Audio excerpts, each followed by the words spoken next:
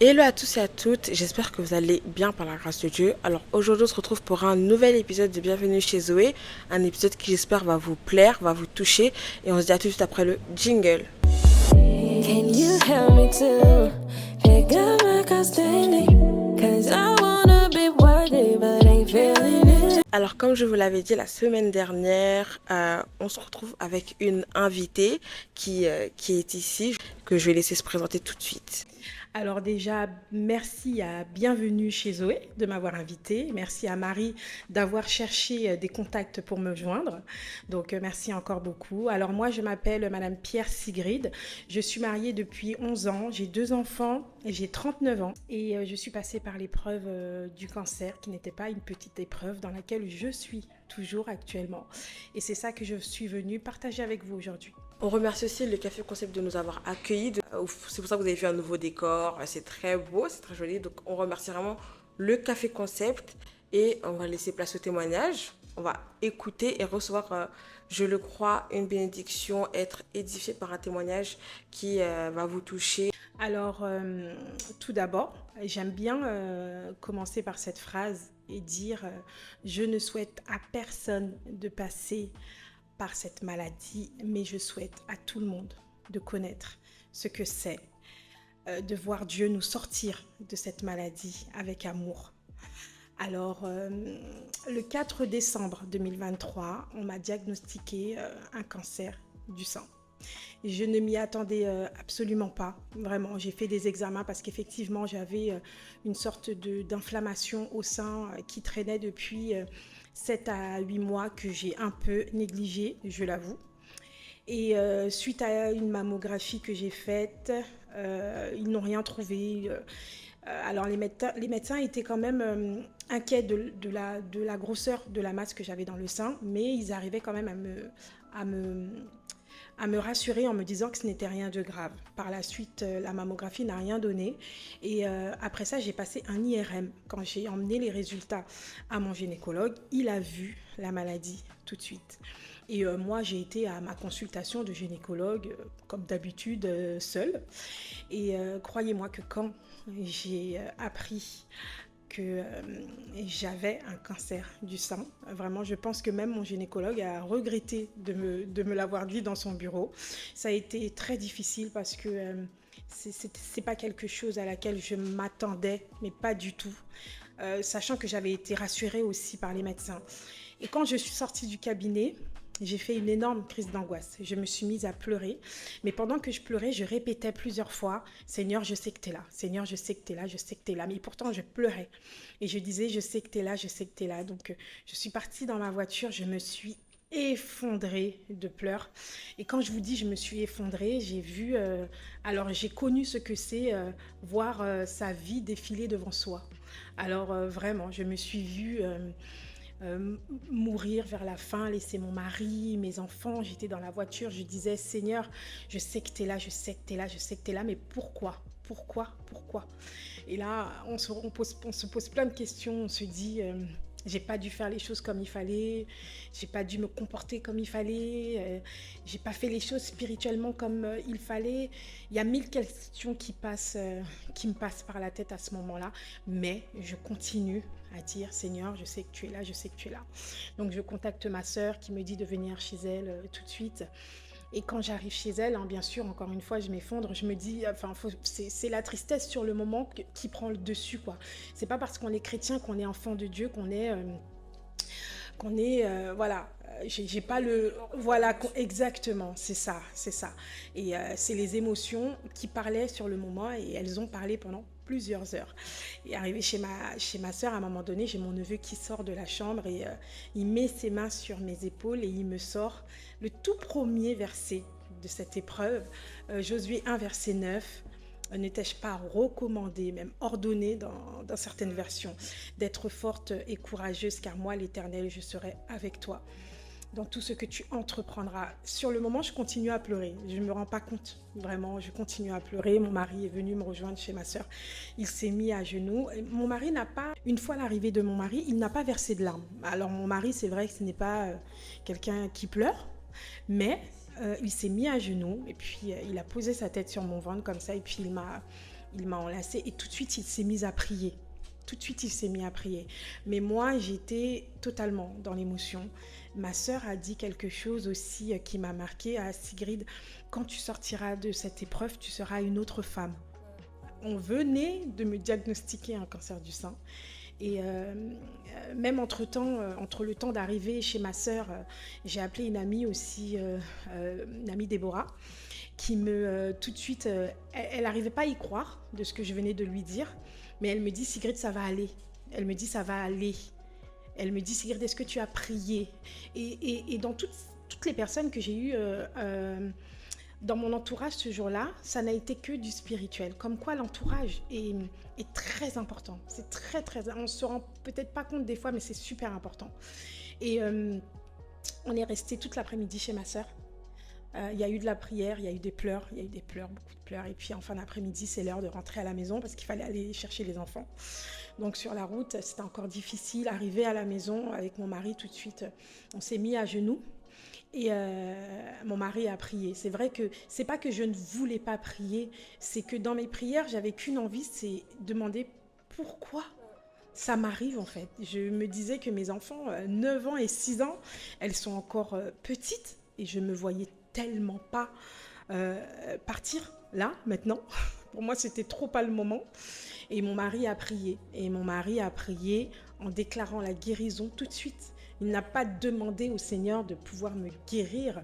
Il a pris cette maladie comme une attaque et il a déclaré la guérison dans le nom de Jésus. Mon mari est équipier de prière à la AIMG, parce que souvent je le prononce mal. Paris, tout est possible. À l'église de Paris, tout est possible. Et il a la foi ancrée en lui. C'est quelque chose aussi que j'ai toujours eu en moi. Mais le Seigneur m'a permis de développer cette foi à un niveau que je n'aurais pas pu moi-même imaginer.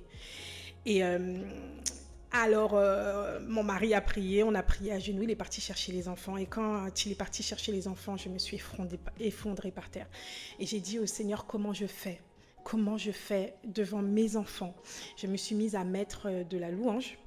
Et une fois que j'avais mis la louange, j'ai séché mes larmes.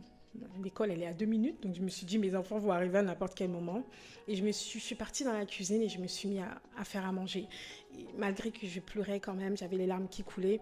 Une fois que j'ai entendu la clé, j'ai séché mes larmes très vite. Et puis les enfants à la maison, tout de suite, ils rentrent, maman, et voilà.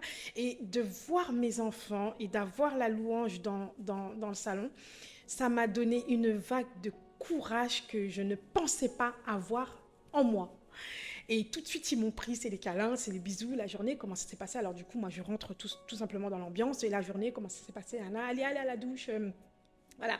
Dès que je me retrouve seule dans la cuisine, mes larmes, l'émotion remonte. Et puis le fait d'avoir vu mes enfants, je me dis, oh Seigneur, ne me dis pas que je vais partir, quoi. Et puis c'est l'émotion qui remonte à chaque fois. Et puis les enfants ont mangé et tout ça. Et puis au moment de se coucher, mon mari appelle, au moment du coucher des enfants, mon mari appelle les enfants et il dit, voilà les filles, alors on ne savait pas trop quoi dire aux enfants. Sérieux, une chose était sûre, c'est qu'on n'allait pas parler de cancer. Simplement, ça faisait un moment que j'avais une grosseur et que les enfants ne pouvaient pas s'appuyer sur moi parce que j'avais mal. Et donc là, mon mari, en tout cas, tout simplement a improvisé le moment. Et puis, et il a dit aux filles, voilà, maman va faire des examens pour savoir d'où vient cette grosseur qu'elle a dans le sein. Donc, il fallait justifier le fait que j'allais avoir beaucoup de rendez-vous à l'hôpital parce que des examens allaient s'enchaîner. Hein. Une fois qu'on m'avait diagnostiqué cette maladie, il fallait faire un tas d'examens, de prise de sang et tout ça. Donc, il fallait que je justifie aux enfants le pourquoi maman allait être autant à l'hôpital. Donc, il fallait justifier aux enfants. Alors, mon mari a improvisé le moment et a expliqué aux enfants que voilà, maman va avoir pas mal de rendez-vous à l'hôpital parce que là, maintenant, il va falloir trouver pourquoi maman a une grosseur dans le sein. Donc, on va prier le Seigneur et selon ce qu'ils vont trouver dans le sein de maman, on verra si maman, elle aura un traitement ou pas. Donc du coup, il a demandé aux filles de se mettre à genoux. Il lui-même s'est mis à genoux. Et là, les enfants ont posé leurs mains sur mon sein, ainsi que mon mari. Et ça a été une lignée d'habitude. On a fait ça pendant des mois et des mois.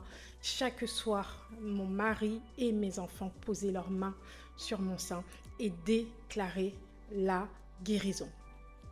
Et ma fille de 6 ans, c'est elle qui a ouvert la prière en disant: merci Seigneur, tu bénis la maladie de maman et tu permets qu'elle ait la guérison et pas de traitement. Et là, je me suis effondrée. J'arrivais plus à me calmer. Et puis mes enfants me demandent: maman, pourquoi tu pleures? Et je leur dis: parce que vous appuyez un petit peu trop sur mon sein. Il fallait que je trouve quelque chose. Et puis Anaëlle, ma dernière fille, elle dit: mais faites doucement maman, et Maëlle, papa et Maëlle, n'appuyez pas trop sur le sein de maman. Donc du coup, j'ai eu du mal à me calmer durant la fin de ce moment de prière. Donc mon mari a abrégé la prière, a été coucher les filles, et puis nous-mêmes après nous sommes restés au salon. Nous avons prié le Seigneur, et puis Patrick me dit: chérie, on va faire les examens et on va déclarer la guérison. Et ne t'inquiète pas, ça va aller, tu es guérie. Donc nous sommes partis nous coucher. Voilà, j'ai jamais été me coucher aussitôt. Et c'est vrai que j'ai beaucoup pleuré. J'ai fini la soirée en pleurant, et je me suis endormie à je sais pas à quel moment dans les bras de mon mari. Et le lendemain, 2 jours après, j'ai passé 2 jours très, très, très compliqués. Parce que 2 jours après, le gynécologue m'avait dit de passer chercher un courrier pour me diriger vers l'hôpital Cochin. Donc du coup, nous sommes partis chercher ce courrier. C'était une ordonnance pour avoir une biopsie en urgence. Donc une fois arrivé à l'hôpital, on est baladé à gauche, à droite. Non, c'est pas là, c'est là. Non, c'est pas là, c'est là. Pourquoi votre gynécologue vous a dirigé vers cet hôpital? À un moment donné, je craquais, j'en pouvais plus. Et puis à l'accueil, une femme me dirige vers une file d'attente en gynécologie. Et donc nous sommes allés faire la queue. Et puis très triste d'avoir été baladée vraiment au moins pendant 15-20 minutes. Donc du coup, la dame prend mon dossier, et en voyant mon nom de famille qui est Paradis, elle me demande si je connais... elle me dit le prénom de ma cousine et me demande si on est de la même famille. Alors je lui dis oui. Elle me dit que je suis une amie de votre cousine et tout ça. Donnez-moi votre dossier, je m'occupe de vous. Donc elle est partie. Et quand elle est revenue, elle m'a dit: montez au premier étage. Alors c'était l'étage des médecins. Elle m'a dirigée directement vers l'étage des médecins. Ils ont pris mon dossier et ils sont revenus à 4.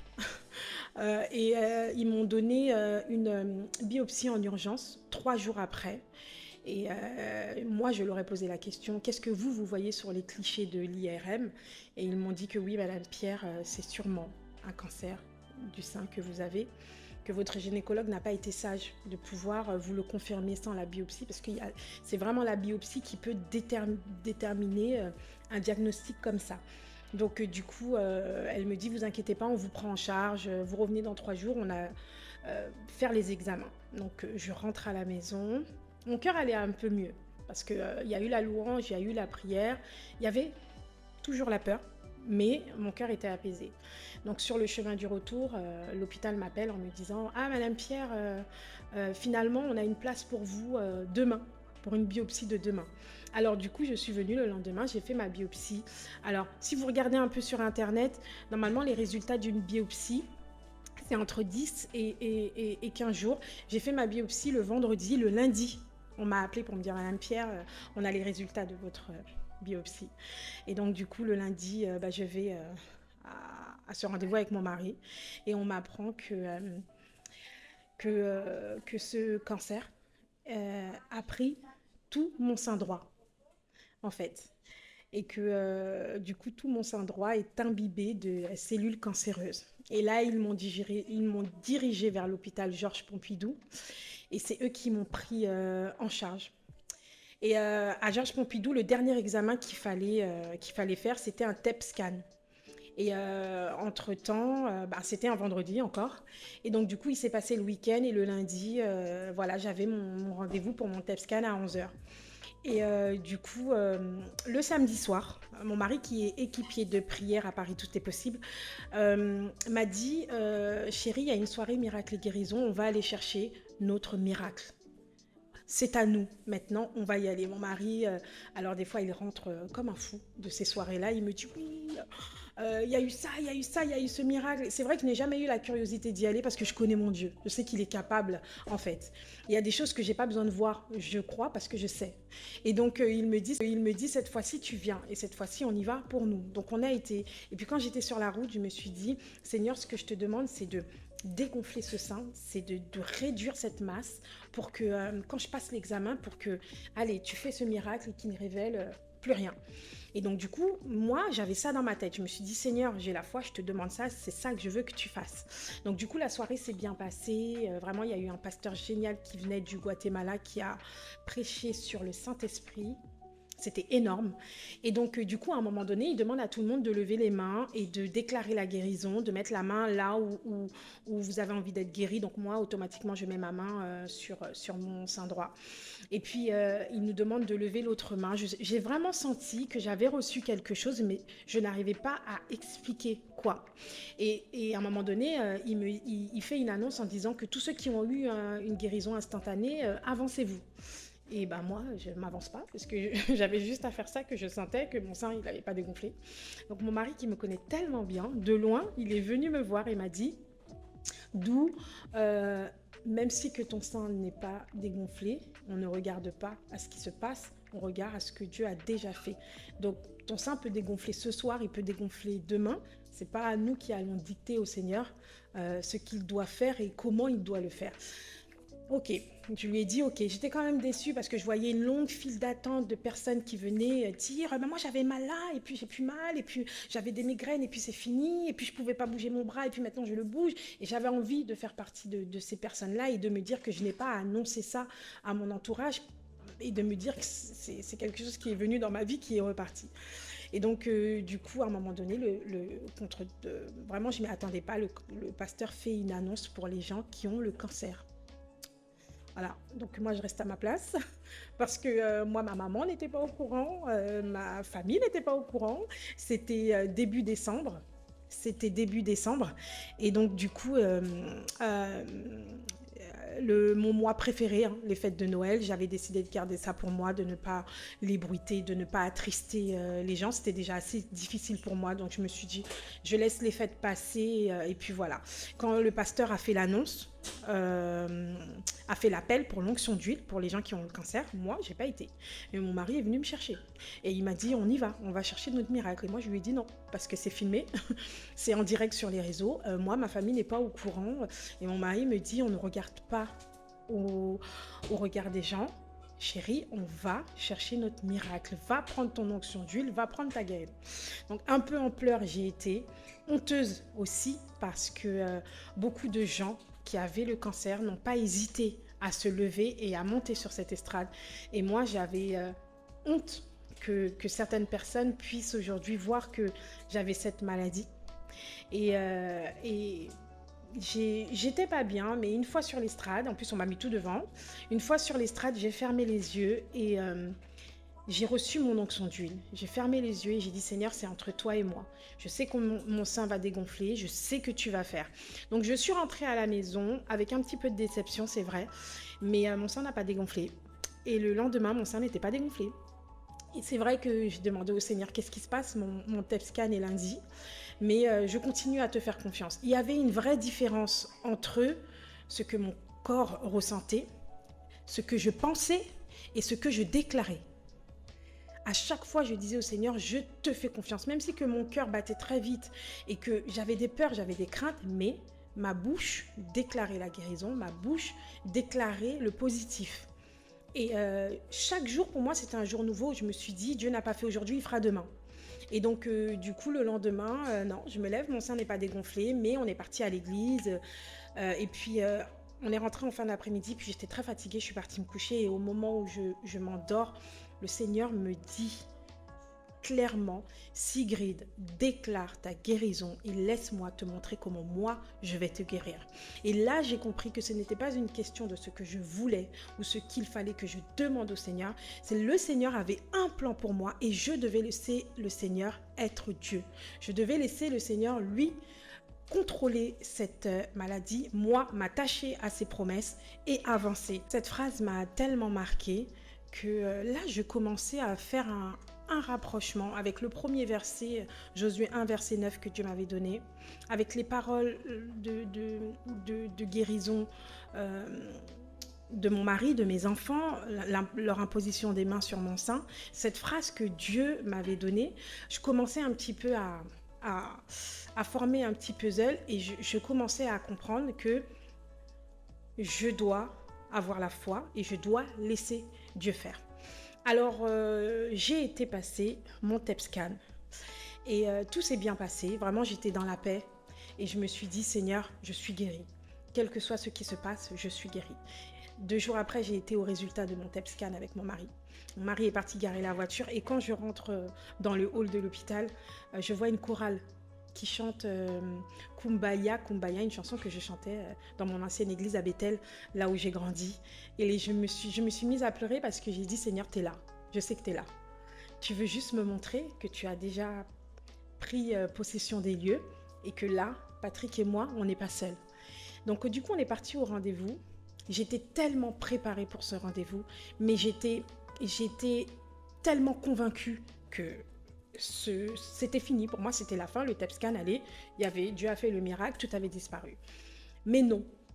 Il y a ce que nous, on demande et il y a ce que Dieu nous donne qui est bon pour nous. Et c'est là où nous devons tenir bon et avancer, quel que soit ce qui se passe. Et c'est ça le plus difficile. Donc, j'arrive à ce rendez-vous et là, le médecin me dit, Madame Pierre, le cancer s'est métastasé dans votre corps. Ça a touché votre sternum, votre bassin et votre côte côté gauche. Et j'ai pas pleuré. Mes larmes ne sont même pas montées parce que cette phrase déclare ta guérison et laisse-moi te montrer comment moi je vais faire. C'est là que le Seigneur allait me montrer comment il allait faire. Donc sincèrement, je n'avais pas ni de peur à l'intérieur de moi, ni de crainte comme j'avais au début. Alors, je suis restée très calme. J'ai dit OK. Et puis là, elle continue. Encore des choses à laquelle je ne m'attendais pas. Elle me dit que c'est un cancer qui ne se soigne pas, qui ne se guérit pas plutôt. Elle me dit qu'il y a 3 cancers du sein. Et elle me dit que celui que vous avez ne se guérit pas, mais il se soigne avec un traitement médicamenteux que vous allez devoir prendre à vie, qu'il ne va pas falloir arrêter parce que sinon le cancer risque de revenir, être plus agressif et là, ça risque de ne pas pouvoir être traité par la suite. Et elle me dit qu'on a trouvé aussi ce qui nourrissait vos cellules cancéreuses. Et ce qui nourrissait mes cellules cancéreuses, les cellules, puisque mon mari me dit tout le temps, cette maladie n'est pas à toi, ne dis pas tes cellules, mais voilà. Et donc du coup, c'était mes hormones. Là où moi et mon mari, ça faisait 1 mois qu'on avait arrêté la contraception parce qu'on avait demandé un fils au Seigneur. Mon mari et moi, on avait demandé un fils au Seigneur et là, dans mon cœur, j'ai compris que l'ennemi s'attaquait directement à nos projets personnels, que c'était juste une attaque. Alors même si on le comprend, enfin que je l'avais compris sur le moment, c'est quand même quelque chose qui fait mal. Ça fait mal parce que sur le moment, je me dis... alors, autant je parlais pas au début, mais quand elle a dit ça, tout de suite, j'ai rebondi et je lui dis est-ce que ça veut dire que je pourrais pas avoir d'enfants à l'avenir, alors que j'avais très bien compris. Elle n'était pas claire sur le moment et c'est quelque chose qui me touche personnellement parce que ce projet d'enfant, ça n'a pas été qu'une envie de moi-même, ça a été un projet demandé au Seigneur, un sujet de famille. Alors avec Anaël, Maël, Patrick, on s'est mis à genoux et on a demandé un autre enfant au Seigneur, on a demandé un fils. Et mes enfants prient jusqu'à aujourd'hui pour leur petit frère. On lui a donné un nom et par la foi, on a préparé ses affaires. Donc on n'a pas fait attention à ce que disaient les médecins. Quand on a compris que c'était une attaque, on a acté notre foi. Alors, que je vous dise que moi, je suis quelqu'un qui acte tout le temps ma foi. Je suis une femme de foi. J'ai atteint un niveau de foi. J'ai développé vraiment le don de la foi durant cette épreuve. Mais je suis quelqu'un, j'ai toujours acté la foi dans ma vie. Et le fait de vouloir un fils, d'avoir mis ce projet devant Dieu, et tout le temps je dis à une amie, la Bible, c'est notre héritage. Il y a des choses qu'on n'a pas besoin de demander à Dieu parce qu'il y a des choses qui nous appartiennent. La Bible dit « Soyez féconds, reproduisez-vous ». Donc, il n'y a pas de souci. Pour moi, d'être maman, c'est un dû, c'est un cadeau que le Seigneur nous a fait. Ce n'est pas quelque chose que l'on doit ou que l'on peut demander, ça nous appartient. Mais par principe, on l'a fait. On l'a fait en famille. Et puis, mes enfants, Anaël, elle prie, ma fille, et souvent, elle dit, et jusqu'à maintenant, à Nathanaël, on ne te voit pas, mais on sait que tu es là par la foi. Et tous ces actes de foi qu'on a fait, on n'a pas fait pour mettre le Seigneur au pied du mur en disant « Ah, maintenant qu'on a acté, on va faire ». Non, on a fait parce que c'est notre Père qu'il a laissé un héritage pour nous. Et cet héritage, c'est à nous de nous en saisir. C'est à nous de nous dire que ça nous appartient. Donc, c'est vrai que ce sujet m'a touchée particulièrement. Mais j'ai dit à Satan, tu vas pas m'avoir. Au début, j'avais pas compris. Mais là, maintenant, j'ai compris. Et donc, le Seigneur m'a vraiment protégée et m'avait préparée à ce rendez-vous du TEPSCAN. Et cette phrase déclare ta guérison et laisse-moi te montrer comment je vais te guérir. Ça a été cette parole sur laquelle je devais m'appuyer et ne pas bouger. Je devais garder mes yeux fixés dessus et ne jamais regarder à gauche, à droite ou derrière. Voilà. Pour ne pas voir ce qui se passait à côté, je devais marcher comme ça. Voilà. Et donc, du coup, que ce soit mon fils, que ce soit la guérison de cette maladie, pour moi, c'était réglé. Comment? Je ne sais pas. Parce que le Seigneur m'a dit, laisse-moi te montrer comment moi, je vais faire. Alors, après ça, le médecin nous dit que voilà, vous allez débuter votre traitement début janvier. Ne vous inquiétez pas, ça va bien se passer. Par la suite, j'ai vu une nutritionniste, j'ai fait beaucoup d'examens. Et puis du coup, j'ai pu commencer mon traitement le 5 janvier 2024 de cette année. Et on a passé de très bonnes fêtes. J'avais envie de rester en famille. Et on a passé de très bonnes fêtes à 4 à la maison, on a remercié le Seigneur. J'étais très fatiguée parce que j'avais encore cette inflammation qui me faisait très très très mal. Mais on a passé des fêtes dans la joie, vraiment. Alors début d'année, j'ai commencé mon traitement. Et au début de ce traitement, on a mis au courant les filles que ça y est, les médecins ont trouvé un traitement. Donc on a dû expliquer à Anaëlle, parce que pour elle, elle disait qu'il n'allait pas avoir de traitement et qu'il y aurait la guérison. Et donc du coup, tous les mardis, on fait une étude biblique avec les enfants. Et donc du coup, le mardi qui a suivi, on a fait une étude biblique sur comment le Seigneur peut agir d'une manière différente, comment le Seigneur peut guérir d'une manière différente à chaque fois en fait. Tantôt, il agit comme ça et puis tantôt, il agit d'une autre. Donc on a dû expliquer ça à nos enfants pour qu'elles comprennent que là, le Seigneur a choisi le traitement. Voilà. Et du coup, j'ai commencé mon traitement et puis on m'a donné un gros sac avec tous les effets indésirables, vomissements, diarrhée, tout le tralala. Jusqu'à maintenant, à l'heure où je vous parle, ce sac est toujours posé dans ma chambre. Je n'ai eu aucun effet indésirable. J'ai pris ce traitement tous les soirs et en déclarant une prière alors, dans mon église, on fait l'olivier. C'est une porte ouverte pour les malades qui viennent pour recevoir la prière par des équipiers de prière. Et donc, c'est une prière, une prière que l'on récite sur la guérison avec les passages bibliques, qui parlent de la guérison. Et du coup, à chaque fois que je devais prendre ce traitement, je récitais ma prière et je prenais ce traitement. Début janvier aussi, j'ai eu la visite d'un ami, Monsieur Josué Bonhomme, qui est passé à la maison où nous lui avons partagé ce que nous traversons. Donc il est arrivé à la maison avec toute sa bonne humeur comme d'habitude. Et moi aussi, j'étais dans ma bonne humeur comme d'habitude.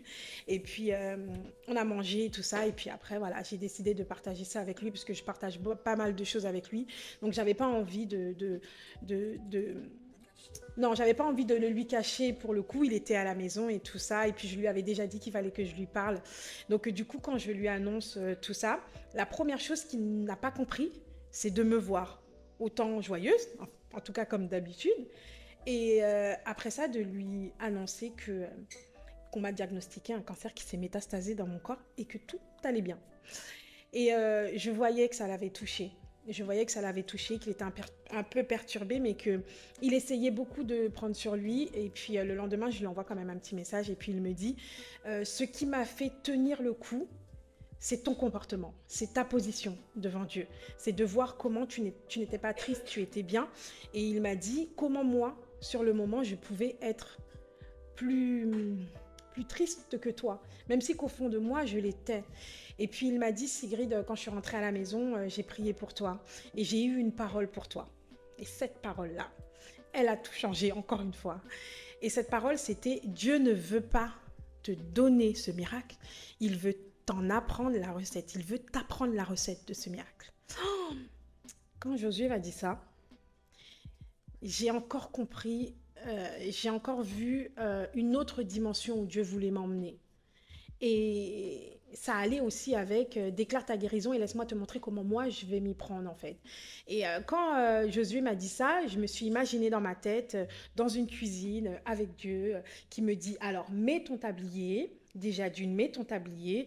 Alors pour moi, mettre mon tablier, c'était déjà vider les mauvaises pensées, dire que le Seigneur est là, que ça va aller. Lave-toi les mains, dans le sens où déjà, débarrasse-toi de toute chose. Et chaque épreuve, je me suis tout simplement imaginée dans une cuisine avec Dieu, avec plein d'ingrédients, et que c'était Dieu, petit à petit, qui me disait... Mets ça dans le bol, il faut que tu puisses peser ça, il faut que tu puisses mettre que 100 grammes de ça, et ça, et ça. Et ça a été pendant des mois, et des mois, et des mois, et des mois. Quand Josué m'a donné cette phrase, je l'ai écrite. Il y a une après-midi, pendant le traitement, mon mari était au travail et moi j'étais à la maison, donc je passais pratiquement tout mon temps au pied de Dieu. Dès que j'allais pas bien, j'allais dans la chambre, je me mettais à terre, je pleurais, mais je parlais à Dieu. Et il y a une après-midi, je me suis mise à pleurer, à pleurer, à pleurer, et d'un coup je me suis levée, j'ai pris une feuille, et en rouge j'ai marqué ma guérison, et je l'ai collée sur mon mur. Et il n'y avait qu'une seule feuille, ça a été ma guérison. Quand Josué m'a donné cette phrase, j'ai pris un feutre, j'ai écrit, le Seigneur ne veut pas te donner ce miracle, mais il veut t'en apprendre la recette. Et puis je l'ai collé. Et ça a commencé avec une feuille, et puis 2, et puis 3, et puis 4. Et je me suis mise à noter sur des feuilles et à coller sur mon mur tout ce que le Seigneur me mettait à cœur. Avant, je disais à mon mari, moi, j'arrive pas à entendre la voix de Dieu. Moi, j'entendais beaucoup de gens dire, le Seigneur m'a parlé, mais le Seigneur m'a mis à cœur pour toi, mais c'est vrai que c'est quelque chose que j'avais jamais expérimenté de toute façon. Et pour moi, je disais à mon mari, Patrick, moi, le Seigneur, je lui demande toujours de m'acter les choses. Je veux qu'il utilise quelqu'un, je veux qu'il me montre, je veux des signes, je veux une chanson. Et j'ai dit à Patrick que moi, le Seigneur, il a toujours fonctionné comme ça avec moi. Donc, un jour, j'ai pris tout un débat avec lui en lui faisant comprendre que non, le Seigneur fonctionne d'une manière différente avec tout le monde. Peut-être que je l'entendrai jamais, mais en tout cas, c'est comme ça qu'il fonctionne avec moi. De rentrer dans une intimité avec lui, avec Dieu, de le mettre en premier, de faire de lui mon confident, de pleurer. Et c'est là que j'ai commencé à comprendre la voix, à entendre la voix de Dieu dans mon cœur, dans ma vie, dans mes pensées. Et je me suis mise à noter à chaque fois ce que le Seigneur me mettait à cœur. Et tout ce que j'écrivais sur ce mur, ça a été sur la guérison. J'ai commencé à lire un livre, Comment expérimenter la guérison de Dieu.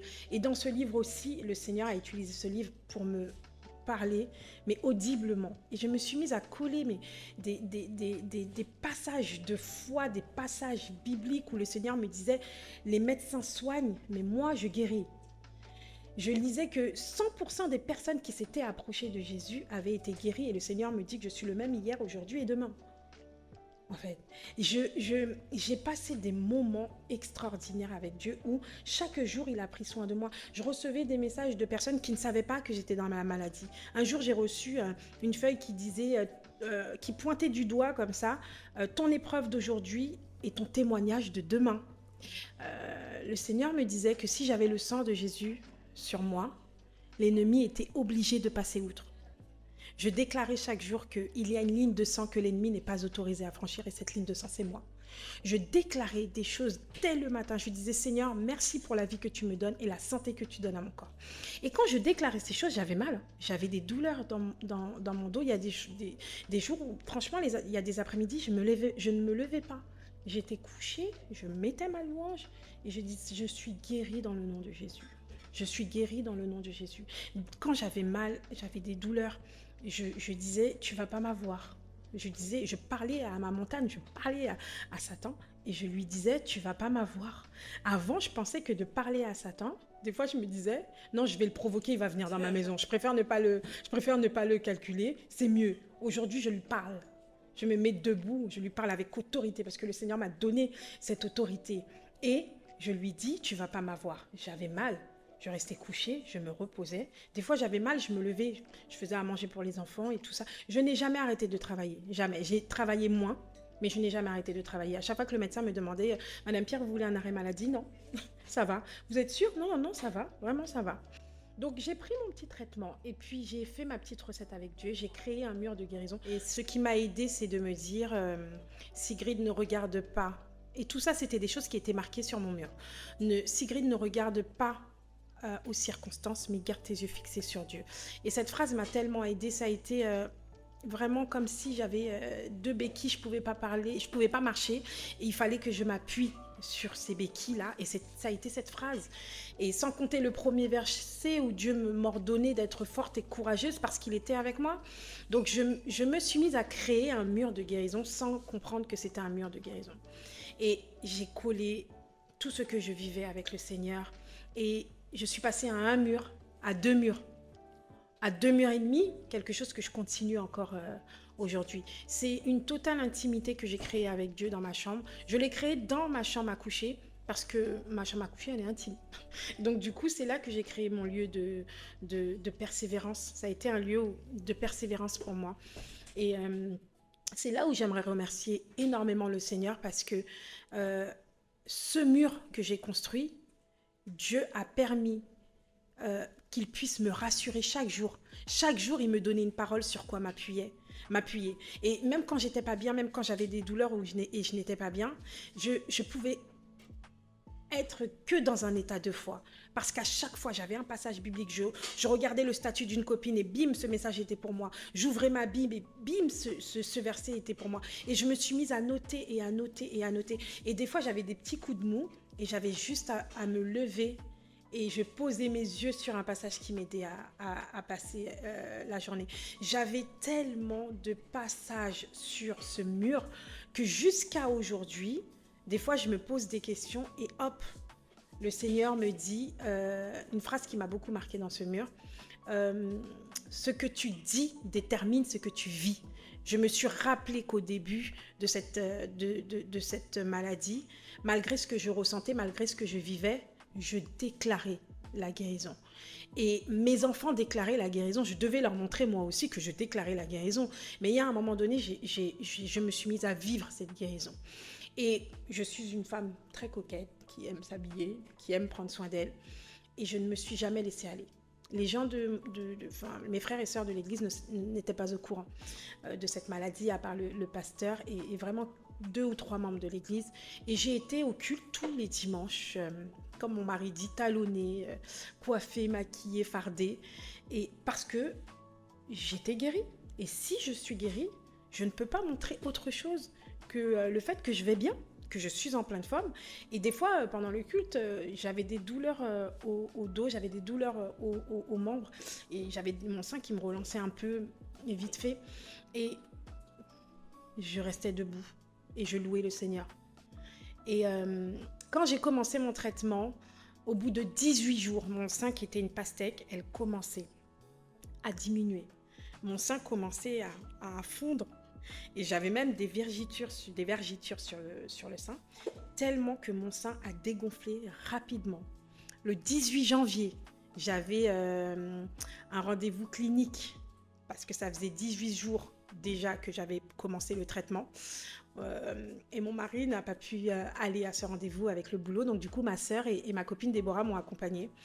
Et puis du coup, je suis arrivée bien avec mes sœurs et tout ça. Donc le médecin me regarde et elle était avec une interne.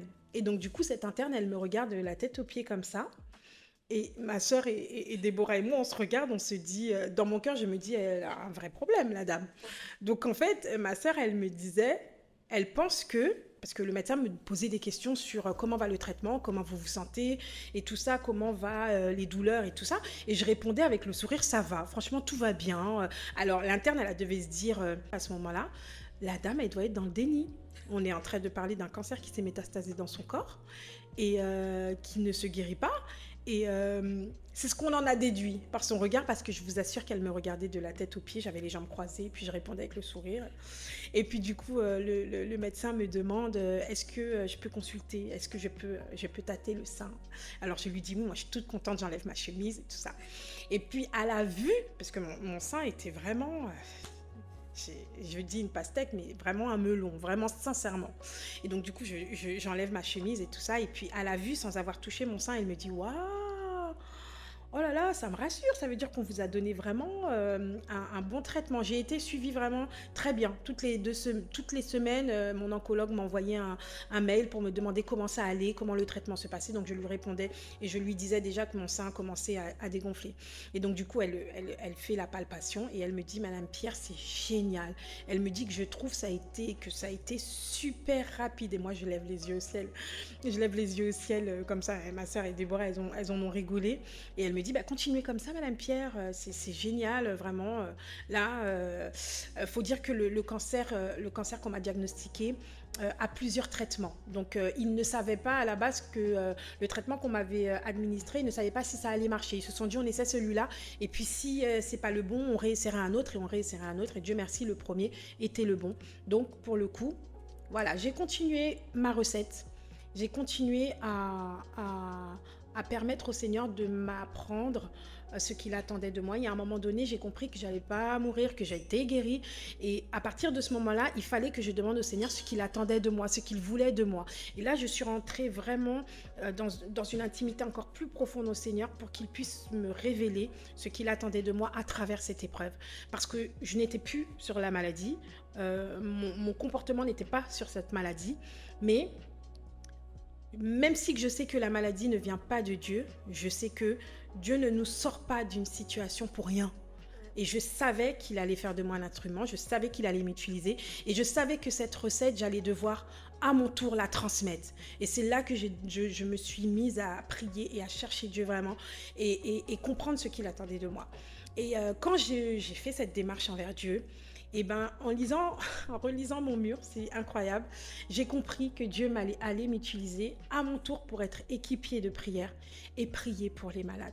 Je l'ai compris à travers mon mur, je l'ai compris à travers le livre que je lisais, et je l'ai compris aussi par tout ce qui m'était dans mon cœur. J'ai compris que on est sur terre et ce n'est pas pour rien. Et Dieu revient bientôt et cette année, je trouve qu'il y a pas mal d'églises qui parlent de réveil. Mais le réveil, c'est maintenant. Et j'ai compris que le mien, c'était maintenant. Donc j'ai compris que Dieu avait un plan pour moi. Et une fois que j'avais compris ce que le Seigneur attendait de moi, alors j'ai mis certaines choses en place dans ma vie. Déjà, j'ai fait le parcours des disciples dans mon église. C'est une session de formation aujourd'hui pour être équipier de prière. Donc c'est une session sur la foi, hein, vraiment. Donc le Seigneur m'avait bien dirigée. Et par la suite, je suis devenue équipier de prière où je prie aussi pour les malades à l'Olivier dans mon église une fois par mois. Et tout ça s'est passé pendant le temps du traitement, c'est-à-dire mon prochain TEP scan était le 3 avril. Et du coup, entre le mois de janvier et puis début avril, j'ai fait mon petit bout de chemin où j'ai compris énormément avec Dieu. J'ai grandi spirituellement. Ma foi a été fortifiée, ma foi a grandi. J'ai pris de l'assurance. J'ai créé une relation particulière avec Dieu que je n'avais pas avant. Alors j'avais une relation, mais souvent on est très dans la religion, mais pas dans la relation. J'étais dans la relation, mais pas comme aujourd'hui. Et j'ai pris que 2 mois de traitement parce que j'ai eu une intervention dentaire. J'ai eu une intervention dentaire et j'ai eu aussi 2 mois d'interruption de traitement parce que j'avais eu une baisse de traitement, parce que j'avais une baisse de mes globules blancs. En total, ce qui a fait que j'ai pris que 2 mois de traitement avant de repasser mon TEP scan. Donc, le 3 avril, je retourne à l'hôpital, passer mon TEP scan. Et 2 jours après, moi et mon mari, nous allons pour les résultats. Et quand on rentre dans le bureau du médecin, elle me dit « Madame Pierre, j'ai une excellente nouvelle pour vous. » Elle m'annonce que je n'ai plus une seule trace de cellules cancéreuses dans mon corps. Mon sein avait totalement dégonflé entre-temps, que je n'avais aucune cellule cancéreuse ni dans mon thorax, ni dans mon bassin, ni dans mes côtes, et encore moins dans mon sein. Donc elle me dit « Madame Pierre, vraiment, vous avez fait attention à votre alimentation, vous avez bu de l'eau, Alors elle m'énumère tout. J'ai fait attention à mon alimentation, c'est vrai, mais... J'ai fait attention, mais la nutritionniste ne m'avait pas changé spécialement de façon de manger, quoi. Mais j'ai fait attention quand même à certaines choses. Et donc, elle essaye de se conforter en disant, voilà, on est content, on vous a donné le bon traitement et tout ça. Donc, on a demandé à voir le TEP scan du mois de décembre et on l'a comparé du coup à celui du mois d'avril. Et donc, celui du mois de décembre, toutes les zones cancéreuses, c'était des zones rouges, jaunes, un peu comme si c'était du feu. Et celui du mois d'avril, on ne voyait que mes os. On ne voyait rien. Mais mon squelette était propre. C'était vraiment que Dieu avait juste passé sa main dessus. Donc j'étais super contente, j'étais guérie. J'avais compris aussi que le temps du témoignage était arrivé. Mais j'ai témoigné dans mon ancienne église à Bethel, à EFPC, à Pierrefitte. Et ça a été émouvant pour moi parce que j'ai grandi dans cette église. Et ils ne savaient pas aussi par où je passais. Donc ça a été un moment dur parce que pendant que je témoignais, beaucoup de personnes pleuraient. Et quand j'ai vraiment exprimé avec joie le fait que j'étais guérie, ça a été une joie aussi. C'est là qu'on voit aussi l'amour des gens autour de nous. Alors encore une fois, la maladie ne vient pas de Dieu. Et ce qui a été incroyable, c'est que j'ai repassé mon TEP scan au mois de juillet et tout était nickel, tout était super bien. Et une chose que je peux vous dire, c'est que je garde mes yeux fixés sur les promesses de Dieu. Je garde mes yeux fixés sur déclare ta guérison et laisse-moi te montrer comment moi je veux m'y prendre. Cette épreuve n'est pas terminée. Et c'est là que le Seigneur me dit encore aujourd'hui, c'est pas terminé, c'est à moi de te montrer comment je vais la terminer. Donc le temps de Dieu n'est pas notre temps. Et au début, j'ai pas trop compris ce qui se passait. Mais j'avais décidé de garder mes yeux vers le Seigneur. Je me suis remis vers mon mur et je me suis dit, le Seigneur termine toujours ce qu'il commence. Sa parole ne revient jamais à lui sans avoir été accomplie.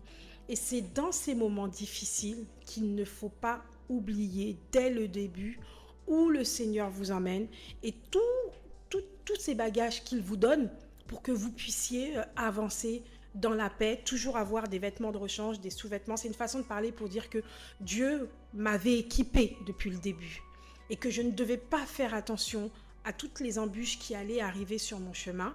Je ne devais pas non plus essayer de sauter par-dessus, essayer de les contourner, juste laisser Dieu déblayer mon chemin pour que je puisse avancer.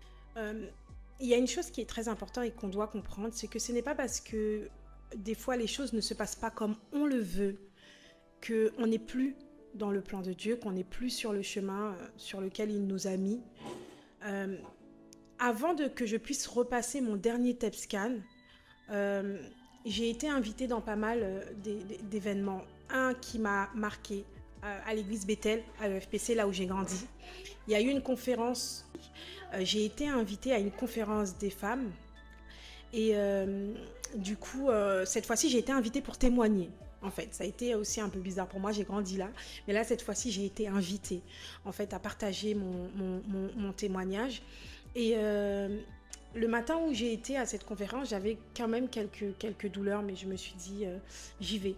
Ça fait partie du plan que Dieu a prévu pour moi. Aujourd'hui, je n'ai pas le droit de garder pour moi ce que Dieu a fait parce que c'est pas beaucoup. Les épreuves que nous traversons ne sont pas pour nous. C'est forcément pour d'autres personnes qui traversent aussi ces situations-là. Il l'a fait pour moi, il le fera pour vous, c'est sûr. Mais quand on cherche Dieu et que Dieu, en tout cas je vais parler pour moi, je l'ai tellement cherché que toutes ces promesses sur lesquelles il m'avait demandé de m'appuyer, aujourd'hui c'est sur ça que je m'appuie, c'est sur ça encore que j'avance. Et c'est ça qui me permet de ne pas avoir de peur, de ne pas avoir de crainte, de garder les yeux fixés sur lui.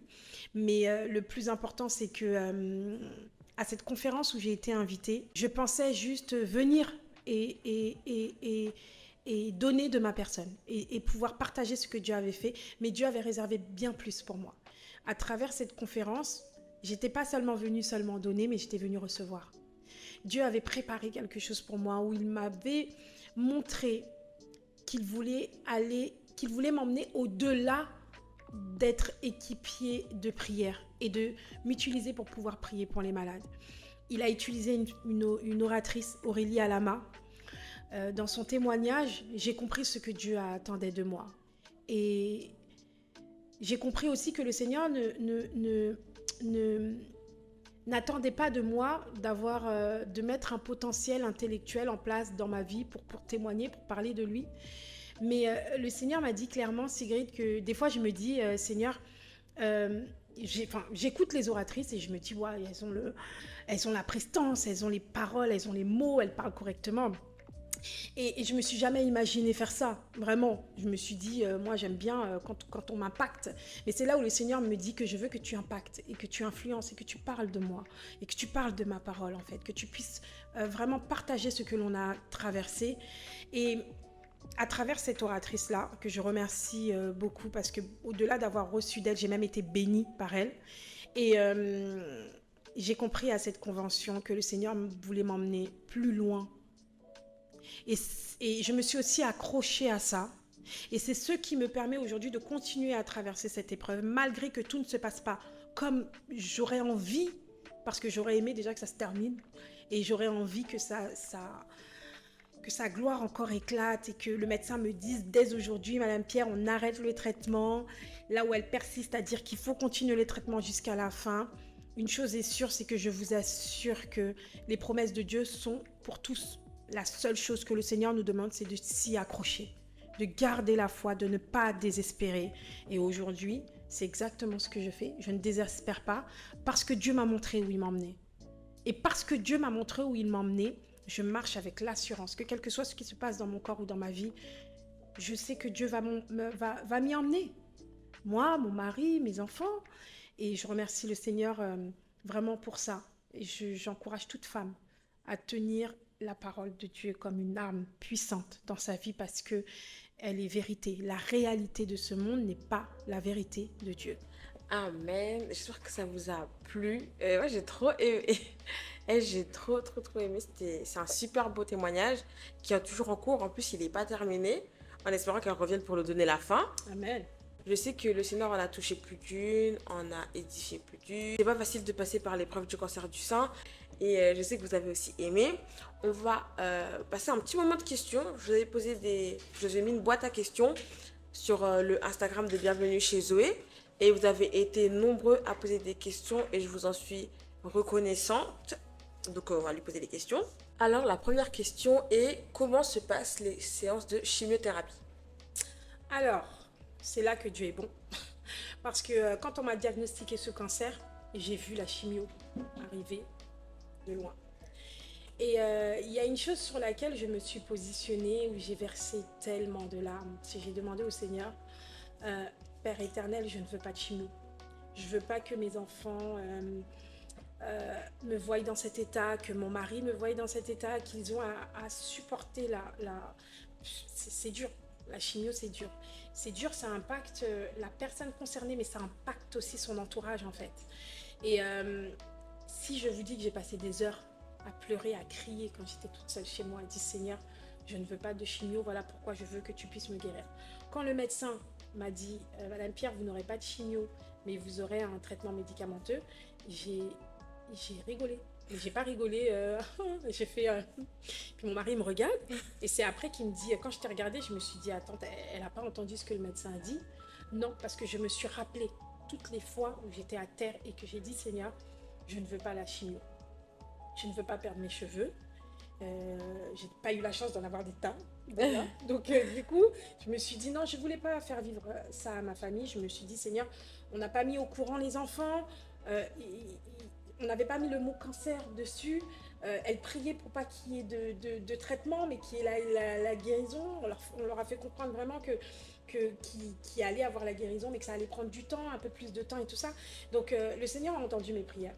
Le Seigneur a entendu mes prières. Alors, peut-être les gens ne vont pas faire de rapprochement à ce que j'avais demandé au Seigneur. Et le fait que le médecin me dise, Madame Pierre, vous avez un cancer qui ne se guérit pas, mais qui se soigne.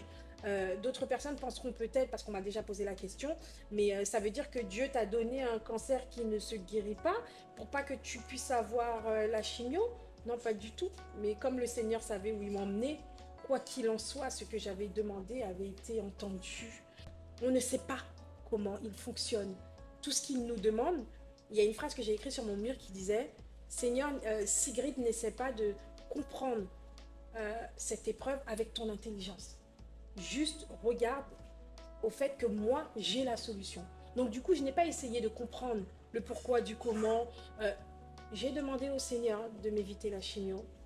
Et au final, je ne l'ai pas eu. Donc au final, je l'ai remercié. Parce qu'il n'y a pas de hasard avec Dieu, en fait. Donc je n'ai pas eu de chimiothérapie.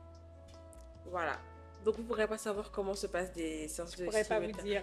Elle ne pourra pas vous dire. Mais du coup, à contrario d'avoir une chimio, tu as quand même eu un traitement médicamenteux. Comment le traitement médicamenteux se passe?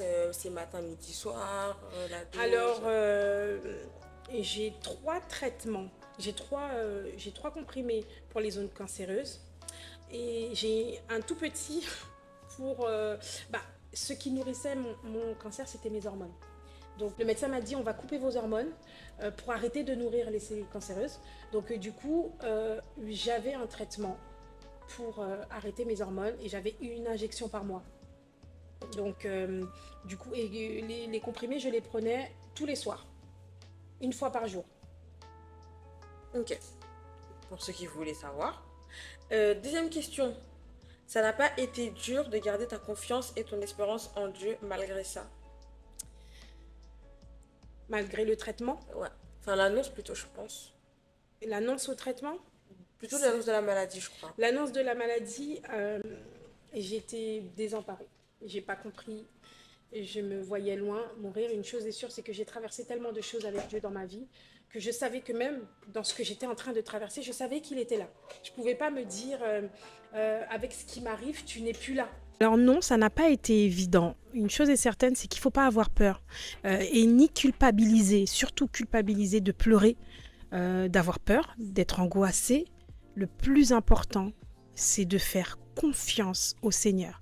Parce que la peur ne vient pas de Dieu. Je vous assure que quand vous grandissez dans la foi, vous prenez de l'assurance, vous allez voir qu'à un moment donné, vous n'allez plus avoir peur en fait. Vous allez vous comporter normalement, vous allez vivre normalement et vous allez vivre dans le surnaturel. Quel que soit ce qui se passe, vous allez le surpasser parce que vous allez vous dire, c'est le problème du Seigneur. Moi, je m'occupe de ses affaires et lui, il s'occupe des miennes. C'est exactement dans ça que je suis. Donc, bien sûr que ça n'a pas été évident. J'ai passé beaucoup de temps à pleurer. Une servante de l'Éternel, la sœur Monique Gatou, qui m'aidait beaucoup dans la foi, une femme de foi géniale. Et un soir, elle m'exhortait sur la foi, sur ce qu'elle avait reçu de Dieu pour moi. Et je me suis mise à pleurer parce que ça m'a touchée. Et puis, elle me dit, Sigrid, non, ne pleure pas. Moi, je ne veux pas t'entendre pleurer. Mais l'Éternel veut que tu pleures à ses pieds. Le Seigneur voulait que je fasse de lui une exclusivité. Je devais déposer ma peine, mes pleurs, être forte devant les hommes, mais la seule personne qui devait accueillir mes faiblesses et mes pleurs, c'était le Seigneur. Voilà. J'avais écrit sur mon mur aussi, le Seigneur ne cherche pas une Sigrid parfaite et sans défaut. Il recherche juste un cœur à recevoir.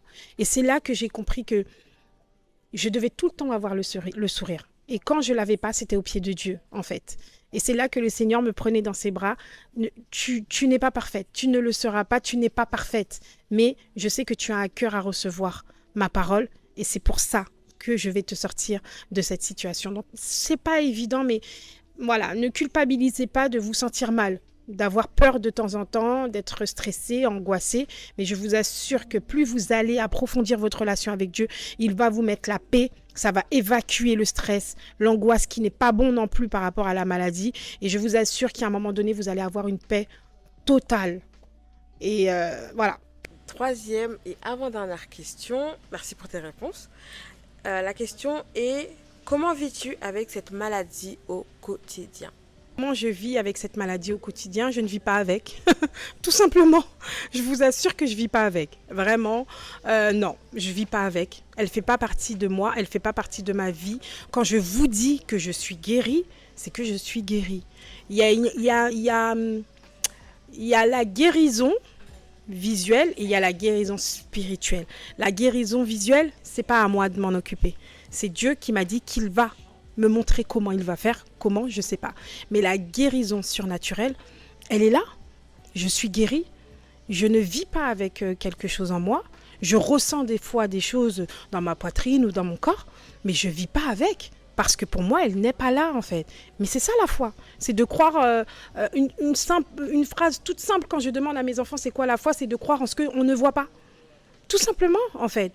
Et les médecins ne voient pas la guérison, mais moi, je la vis. Donc, je ne vis pas avec cette maladie. Des moments de pleurs, d'angoisse, de stress, de dire que je vis pas avec, non, je pourrais dire que je vis pas avec.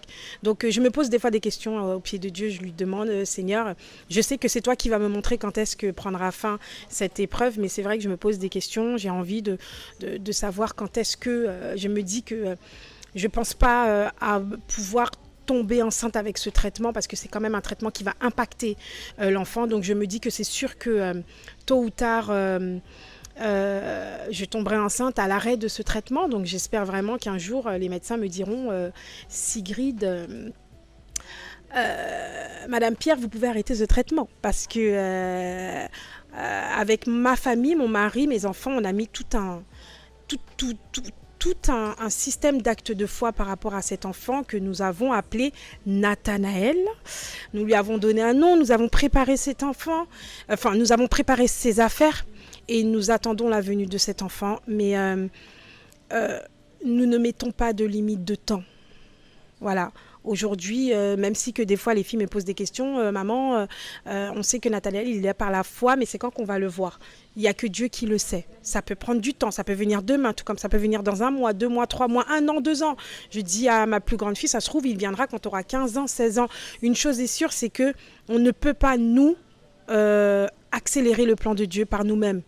En fait. Et on ne peut pas non plus le mettre au pied du mur et on ne peut pas non plus lui mettre d'ultimatum. Une chose est sûre, c'est que le Seigneur nous dit de nous saisir de ses promesses. Et ces promesses, aujourd'hui, elles sont là. Je m'en saisis. Je garderai la foi jusqu'à la fin. J'espérerai jusqu'à la fin. Et j'ai la foi, je sais que cet enfant viendra au monde. Ce n'est pas le premier témoignage que je donne sur ça. Je n'ai pas honte et je n'ai pas peur de parler de Nathanaël. Beaucoup de personnes aujourd'hui prient pour cet enfant. Je suis soutenue dans la prière par pas mal de personnes que je ne connais pas et qui prient et qui attendent et qui ont hâte de voir où on me dit surtout emmenez-nous cet enfant, on veut le voir quand il va naître et je vous l'emmènerai avec plaisir vraiment parce que je témoignerai encore de la fin de cette épreuve et la manière dont Dieu fait les choses, c'est tellement extraordinaire. Je souhaite à tout le monde de vivre ces choses-là.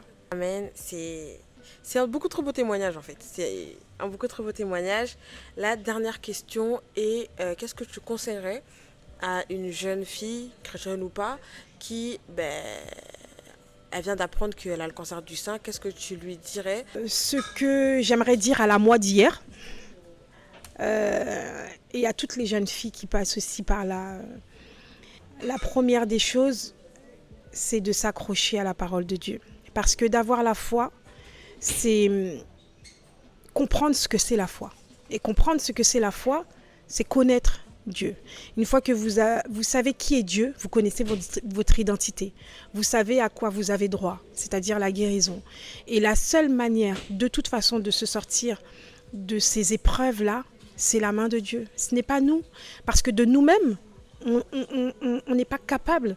Quand je vois dans quel état j'étais au début de cette épreuve, mais le Seigneur ne regarde pas aujourd'hui, il regarde à bien plus loin. Si aujourd'hui, dans l'état où j'étais, il a placé des personnes de foi autour de moi, des personnes qui déclaraient de leur bouche que j'étais déjà sortie. Ma sœur a déclaré le jour où le médecin m'a appris cela, elle a déclaré: Sigrid, quand tu sortiras de cette épreuve, tu seras une autre femme. On n'avait même pas encore fait les examens, que dans la bouche de mes proches, déjà, j'étais sortie. D'entrée, ma copine Déborah m'a dit: Sigrid, c'est clair comme l'eau de roche que Dieu a un plan pour toi. Et ça, l'entourage, c'est très important. Certaines personnes peuvent prier pour vous, mais avec de l'incrédulité dans le cœur. La Bible dit, là où 2 ou 3 sont réunis en mon nom, je les exaucerai.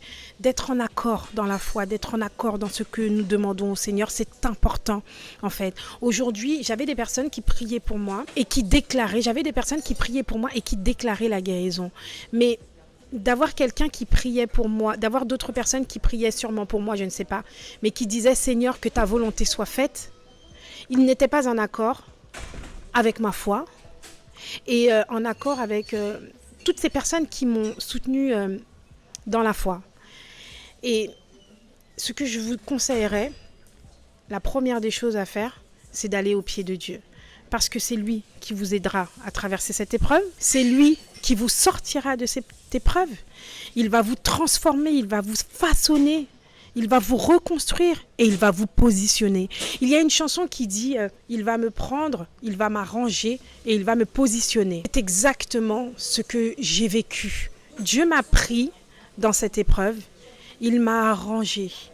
Pour pouvoir m'arranger, il m'a appris cette recette. Cette recette, elle n'a été basée que dans sa parole, que dans sa Bible.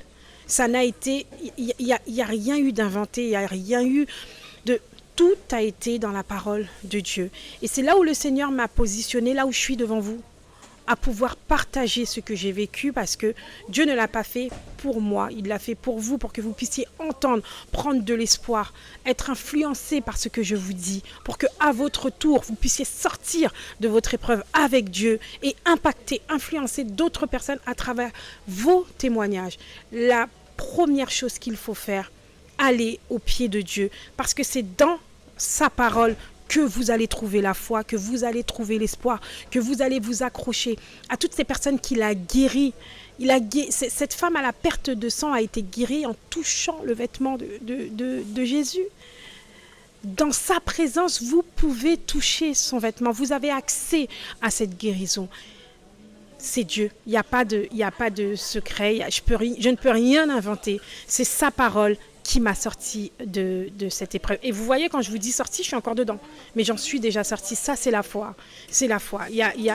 Pour avoir la foi, c'est la parole de Dieu. Tout est dans sa parole de Dieu. C'est le mode d'emploi. Et on a tous le même. Alors, Dieu agit avec nous d'une manière différente, mais on a tous le même mode d'emploi. À nous de voir de la manière dont nous construisons notre intimité avec Dieu, comment le Seigneur utilise notre intimité aujourd'hui pour nous aider à sortir de nos épreuves et à être positionnés comme lui, il le désire. C'est important de demander au Seigneur, qu'est-ce que tu attends de moi? Comment tu veux m'utiliser? Qu'est-ce que tu vas faire de moi quand je vais sortir de cette épreuve? Voilà, donc courage à toutes celles qui passent par là, parce que le courage, c'est Dieu. Il n'y a rien que vous puissiez aller puiser ailleurs si ce n'est dans la parole de Dieu. Amen. On remercie encore Sigrid pour sa présence, pour son témoignage, pour sa disposition d'être venue, d'avoir accepté de venir pour nous partager un petit bout de son chemin, de son parcours et de son témoignage surtout. C'est pas facile de s'ouvrir, de raconter comment on a passé une épreuve difficile, surtout quand physiquement on est encore dedans, surtout quand les médecins disent qu'on est encore dedans, quand les médecins disent que techniquement parlant, médicalement parlant, on n'est pas encore sorti de l'auberge. C'est pas évident, c'est pas tout le monde qui aurait accepté d'en parler, surtout avec autant de, je dirais pas de détachement, mais c'est une foi vraiment que j'invite tout à chacun de nous à avoir et à cultiver dans l'intimité, parce que la parole nous dit que Dieu nous dit que là où tu manques de sagesse, demande-moi, je t'en donnerai. Donc on peut tout demander à Dieu. Et à toi qui passe par là, à toi qui juste est en admiration devant la foi de Sigrid, je t'invite vraiment à aller tout simplement, même si tu passes pas par une telle épreuve, toute épreuve est peinante et dure à passer, mais je t'invite à vraiment aller au pied du maître et lui dire, ok, aujourd'hui j'ai écouté un témoignage et j'ai vu ton enfant parler avec une foi, alors que moi-même aujourd'hui je suis en train de douter de si un jour je pourrais sortir de ce cancer, de cette dépression, de cette maladie, de ce problème financier, de ce problème psychologique, n'importe. Alors je te prie de me donner une foi, pas semblable à celle de Sigrid, mais je vous prie et je vous souhaite d'avoir une foi au-delà de celle que Sigrid a. Amen. Et voilà, la Bible nous dit qu'avec la foi, on peut déplacer les montagnes. Et je veux qu'avec votre foi, vous puissiez déplacer vos problèmes, déplacer vos maladies. Comme a dit Sigrid, c'est pas ta maladie, c'est la maladie. Alors, je vous souhaite vraiment d'avoir une foi qui fait bouger les montagnes, qui fait même bouger la vie des médecins. Que les médecins disent que, ah ouais, d'accord, non mais elle est bizarre, elle est en train de lui parler de tumeur, elle sourit, comme Sigrid a dit. La Bible nous dit que rien n'est impossible à celui qui croit.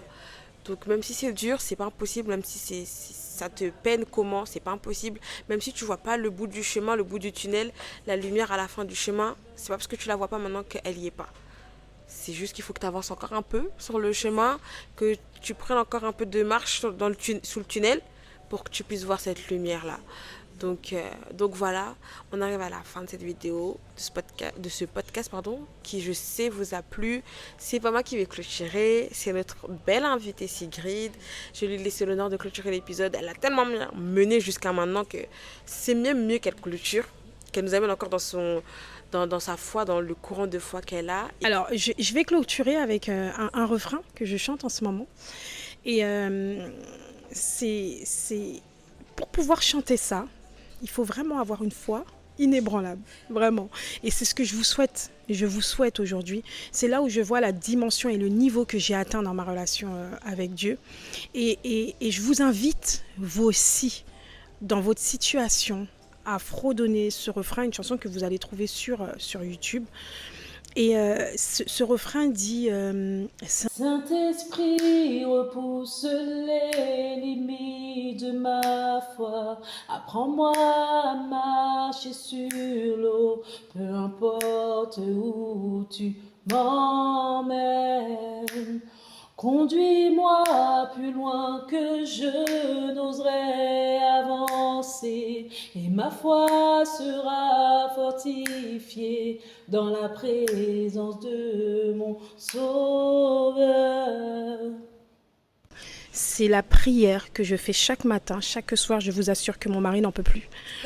Et je répète ces phrases au Seigneur parce que j'ai la conviction que ce que je fais aujourd'hui, c'est là où il a voulu m'emmener.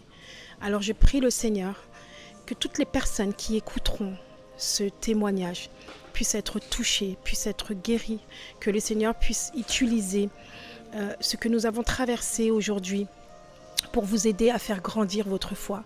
Que votre Bible puisse être aujourd'hui une arme puissante avec laquelle vous ne pouvez mettre aucune séparation, que votre Bible soit votre bouclier, que vous puissiez vous plonger dans cette Bible, que vous puissiez accorder du temps au Seigneur au-delà de ce que vous auriez pu imaginer, parce que Dieu va vous parler et va vous aider, va vous tenir la main et vous sortira de ce trou que l'ennemi avait créé, creusé, construit juste pour vous. Dieu va créer une nouvelle saison pour vous qui portera votre nom. Croyez. La Bible dit crois et vois. Croyez au moment où vous demandez au Seigneur que vous êtes sorti de cette épreuve. Et il fera, il vous montrera comment.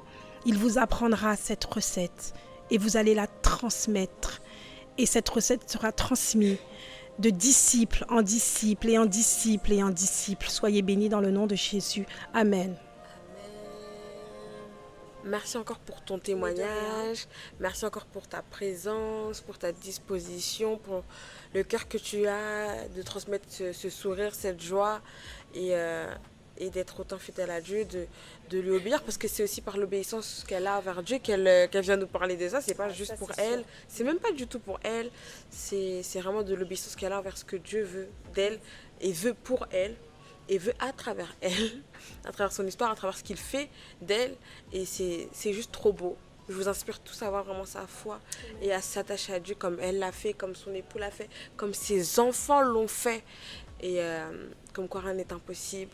Et voilà. J'espère que ça vous a plu, que cet épisode vous a fait du bien, qui vous a consolé, aidé et a apporté un vent d'espoir. Voilà, on fait encore plein de gros bisous. Et n'hésitez pas à envoyer des messages, mettre des commentaires si vous avez des questions, si vous avez une recommandation ou si vous voulez partager votre témoignage en commentaire. Vous êtes les bienvenus. On vous fait plein de gros bisous et on se dit à la semaine prochaine, mercredi prochain 18h pour un nouvel épisode de Bienvenue chez Zoé qui, j'espère, je crois, vous touchera autant que celui-ci. Bye bye. Bye bye.